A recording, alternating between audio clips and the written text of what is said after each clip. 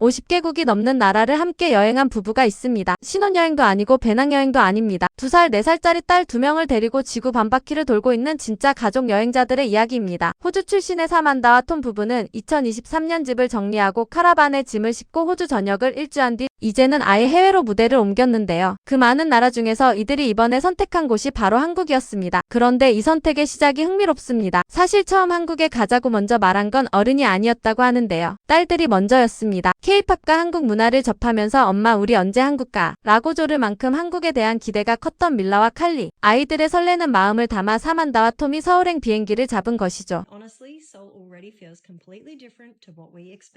그리고 막상 도착해보니 두 부부의 첫 반응은 솔직했습니다. 기대했던 것과는 완전히 다른 도시라는 것이었는데요. 나쁜 의미가 아닙니다. 훨씬 더 대단했다는 뜻이었습니다. 이 가족이 서울 첫날 처음으로 향한 곳은 경복궁입니다. 매일 오전 10시에 시작되는 수문장 교대식을 보기 위해 조금 일찍 도착했는데요.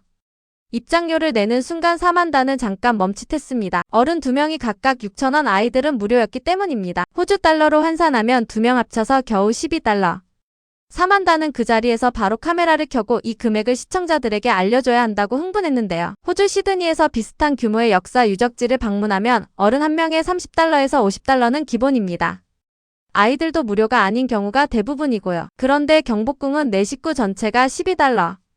600년 역사를 품은 궁궐을 이 가격에 하루 종일 누빌 수 있다는 사실은 단순한 가성비의 문제가 아니라 한국이 자국의 문화유산을 얼마나 많은 사람들에게 열어두고 싶은지를 보여주는 철학의 문제이기도 합니다. 경복궁 안으로 들어서자 밀라와 칼리는 넓은 마당을 뛰어다니기 시작했습니다. 사만다는 유모차를 밀며 단청의 색깔 하나하나를 올려다봤고 톰은 딸을 목마 태운 채 이걸 짓는데 도대체 얼마나 걸린 걸까 하며 고개를 절레절레 흔들었는데요. 궁궐 뒤로 펼쳐진 북악산의 초록빛과 기와지붕의 선이 맞닿는 그 풍경 앞에서 이 가족 4명 모두 한동안 말을 잃었습니다. 사만다는 경복궁에서 한 가지를 특별히 기억에 남겼다고 했습니다. 바로 한복을 입은 방문객들의 모습이었는데요. 궁 주변 대여소에서 한복을 빌려 입고 돌아다니는 사람들이 너무 많아서 이 공간이 단순한 관광지가 아니라 살아 숨쉬는 문화의 현장처럼 느껴졌다고 합니다. 사만다와 톰은 그 자리에서 바로 다음날 다시 와서 온 가족이 한복을 입어보기로 약속했습니다. 밀라와 칼리가 먼저 손을 번쩍 들었던 건 두말할 것도 없겠죠. 경복궁을 나선 뒤 이 가족이 걸어서 이동한 곳은 청계천입니다. 궁궐 정문에서 700m 남짓 걸으면 닿는데요. 빌딩 숲 한가운데를 흐르는 물줄기와 징검다리, 그 주변에 앉아 책을 읽거나 발을 담그고 쉬는 사람들의 풍경을 보자마자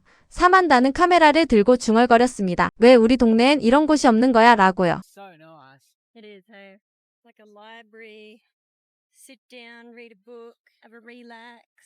Why don't we have this at home?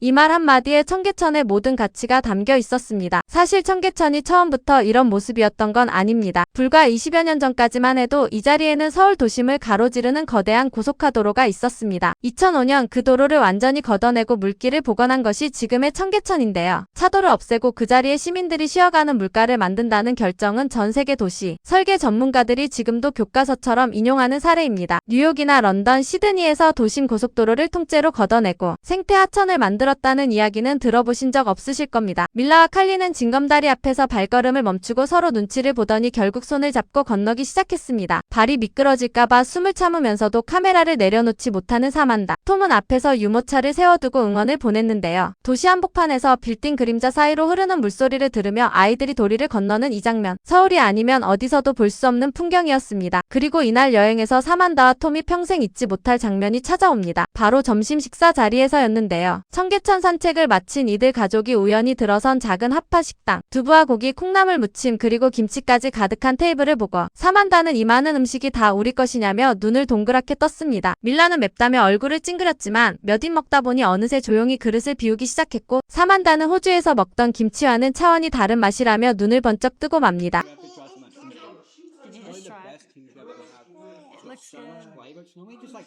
vinegar and chili. Yeah. Not that nice. It is really nice. It's real spicy. Really spicy. So tasty though. Yeah. Spicy chili.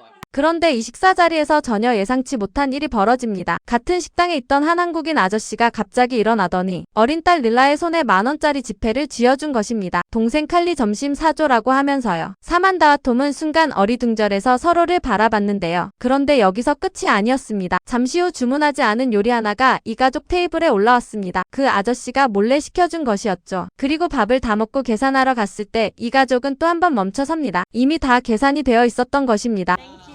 We appreciate it. Thank Thank you. He paid for our lunch. So not only did that man give Mila 10,000 won to pay for her sister's lunch and then bought us an extra dish, we also then left the restaurant and he offered to buy our entire meal.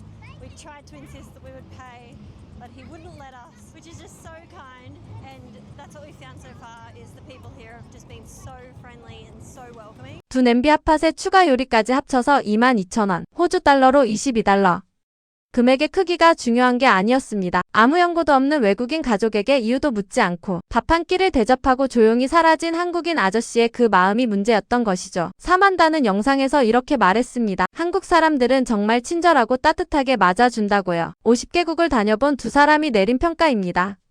그 말의 무게가 남다르게 느껴지지 않으신가요? 배를 든든하게 채운 이 가족이 다음으로 향한 곳은 인사동입니다. 예술가들의 작업실과 전통 찻집, 도장 맞춤 가게들이 늘어선 거리인데요. 이른 시간이라 가게 대부분이 아직 문을 열지 않았지만 사만다는 유리창 너머로 보이는 물건들 하나하나를 들여다보며 걸음을 좀처럼 떼지 못했습니다. 그러다 들어간 작은 전통 찻집에서 이 가족은 한국의 빙수를 처음 만납니다. It's weird because you scoop it with your spoon and it melts as you scoop. It's so weird because I keep expecting it to be like shredded coconut, like a solid thing, but it's just not. It just melts as soon as it goes in your mouth. 아침 9시 반에 빙수 한 그릇이 나올 줄은 몰랐다며 입을 가리고 웃는 사만다. 얼린 우유를 얇게 깎아낸 이 하얀 눈 같은 것이 숟가락으로 퍼내는 순간 사르르 녹아버리는 식감에 눈이 휘둥그레졌는데요. 팥 빙수를 받아든 칼리는 처음엔 콩이 들어있다며 갸웃했지만 한 숟갈 먹고 나더니 아무 말 없이 계속 숟가락을 들었습니다. 이 가족에게 서울에서 처음으로 충격을 받은 음식은 고기도 떡볶이도 아닌 찻집 한켠에서 만난 빙수 한 그릇이었습니다.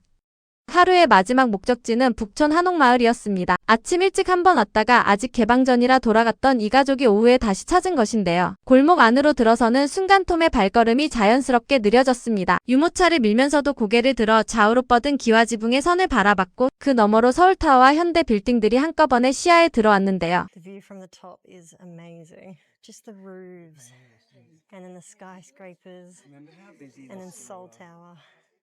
이 장면에서 나온 말이 인상적입니다. 교토보다 더 대단하다고요. 일본 교토는 전 세계 여행자들이 전통 건축의 성지로 꼽는 도시입니다. 50개국 이상을 다녀본 이 부부도 교토를 다녀왔습니다.